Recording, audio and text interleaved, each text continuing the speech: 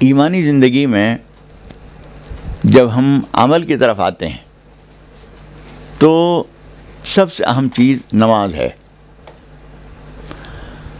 آدمی بسا اوقات یہ سوچتا ہے کہ بہت سارے اعمال ہیں، ایک نماز بھی ہے۔ کتنے لوگوں کو ہم نے یہ کہتے ہوئے سنا ہے کہ دل میں اللہ کا خوف ہے، تعلق ہے، اللہ کی وفاداری ہے، تو نماز میں کوئی کوتاہی بھی ہو جائے تو کوئی بات نہیں۔ لیکن اصل میں یہ بات اسلام اور دین کو صحیح طور پر نہ سمجھنے کے نتیجے میں یہ بات پیدا ہوتی ہے۔ حضرت عمر رضی اللہ تعالیٰ عنہ نے اپنے تمام عاملوں کو یہ بات لکھ کے بھیجی تھی کہ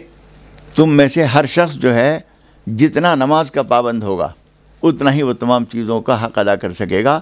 ورنہ جو نماز کو ضائع کر دے گا وہ دوسرے تمام ذمہ داریوں کو بہت زیادہ ضائع کرنے والا ہوگا۔ نماز آدمی کی زندگی کا پیمانہ ہے، کون آدمی اللہ کا کتنا وفادار ہے اور کتنا بے وفا ہے اس کو پہچاننے کے لیے نماز ہے۔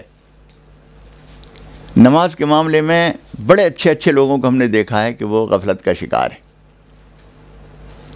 آدمی کسی وجہ سے نماز کو تاخیر ہو جائے، دوسرے وقت میں پڑھ لے، اللہ تعالیٰ معاف فرمائے، لیکن نماز کو غیر اہم سمجھنا نہایت بددینی کی بات ہے۔ حضور اکرم صلی اللہ علیہ وسلم نے ہمیشہ نماز کی تاکید کی ہے، نماز کی پابندی کی ہے، اور آخر وقت میں جب کہ حضور اکرم صلی اللہ علیہ وسلم دنیا سے سفر فرما رہے تھے،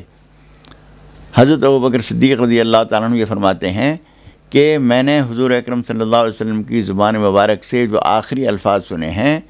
اور وہی کہتے کہتے آپ کی آواز ہلکی ہو گئی تھی، یہاں تک کہ جب آواز پوری ظاہر نہیں ہو رہی تھی، حضرت صدیق اکبر رضی اللہ تعالیٰ عنہ نے آپ کے ہونٹوں پر کان لگا کر جو بات سنی وہ کیا تھا؟ الصلاۃ وما ملکت ایمانکم، الصلاۃ وما ملکت ایمانکم، الصلاۃ وما ملکت ایمانکم، یہی کہتے کہتے آپ کی زبان خاموش ہو گئی تھی۔ یعنی نماز کا اہتمام کرنا اور اپنے ماتحتوں کا خیال رکھنا۔ تمہارے ہاتھ تلے جو لوگ ہیں، تمہارے نوکر چاکر ہوں، تمہاری اولاد ہو، تمہارے بچے ہوں، تمہارے شاگرد ہوں، تمہارے خدمتگار ہوں، جتنے بھی لوگ تمہارے ہاتھ کے نیچے کام کرتے ہیں ان کا خیال رکھنا۔ ان دونوں چیزوں کا خاص طور پر کیوں فرمایا؟ نماز کا معاملہ یہ ہے کہ نماز کے ذریعے آدمی کا اللہ تعالیٰ سے رابطہ قائم ہوتا ہے۔ حضور اکرم صلی اللہ علیہ وسلم فرماتے ہیں کہ آدمی جب نماز پڑھتا ہے، ان العبد یناجی ربہ، اپنے رب سے مناجات کرتا ہے، سرگوشیاں کرتا ہے، بات چیت کر رہا ہوتا ہے۔ جس طرح سے کوئی شخص اپنے بہت ہی چہیتے محترم شخص سے بات کرنے کا موقع مل جائے، جس طرح سکون اور پوری توجہ سے بات کرتا ہے، اس طریقے سے بندہ اپنے پروردگار کے سامنے مناجات کرتا ہے، گفتگو کرتا ہے۔ اور جس طرح سے کسی نہایت محترم شخص کے سامنے بیٹھ کر ہم جب بات کرتے ہیں تو اس وقت ہمارا ذہن، دل، دماغ، ہر چیز پوری طرح سے اس طرف متوجہ رہتی ہے۔ کبھی ایسا نہیں دیکھیں گے آپ کہ کسی وزیر اعظم سے، کسی صدر جمہوریہ سے ملاقات کے لیے آپ گئے ہیں اور پورے وفد نے آپ کو گفتگو کرنے کے لیے تجویز کیا ہے اور آپ بات کر رہے ہیں اور دماغ آپ کا کہیں اور ہے۔ پورے دل و دماغ کو وہاں حاضر رکھ کر آپ یہ بولیں گے، ایسا نہ ہو کوئی لفظ بے احتیاطی سے غلط نکل جائے۔ اس لیے